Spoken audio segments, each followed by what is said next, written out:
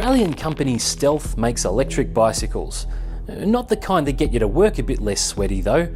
These things throw legal power limits to the wind in search of crazy off-road adrenaline.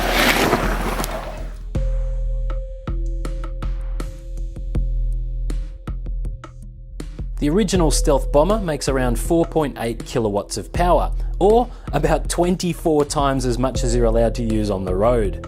It weighs in at 53 kilos, just over half the weight of a 125cc dirt bike, and if you pedal it at top speed and wind the throttle on, you're looking at a top speed of around 85 k's an hour and a range of about 80 k's all up.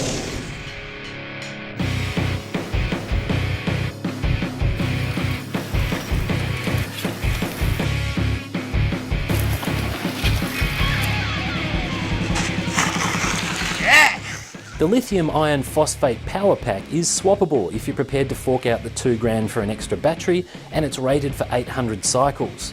The frame is aircraft grade chrome moly, and Stealth describes it as virtually indestructible. As such, they give it a lifetime warranty. Suspension is D&M coilover gear with a rear travel of around 10.5 inches and a front travel of 8 inches.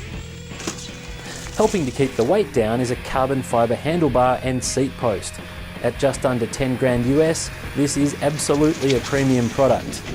But riding the thing is a pretty unique experience. Put simply, it hammers. You can always tell who's just had their first ride on a Stealth bike. They're selling this thing as halfway between a dirt bike and a mountain bike experience, and that's not a bad analogy. Think of it as a mountain bike, and it's a monster of a thing that makes uphills feel like downhills and generates truly terrifying speeds on a flat trail. Think of it as a dirt bike, and it's lighter, more physical to ride.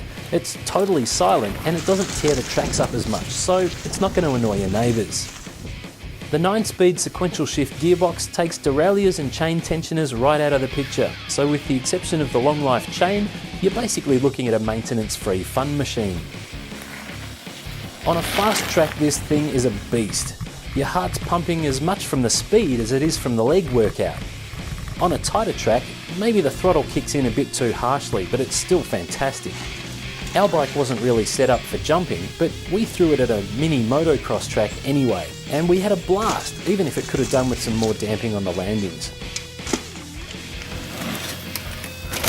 There's certainly no complaints about these Magura disc brakes. The bomber stops really well. And you've got the option to hit this thumb switch and engage some regenerative braking at the rear wheel on any downhill descent. Between the dirt bike and mountain bike extremes, the Stealth Bomber definitely feels more like a mountain bike. On steroids.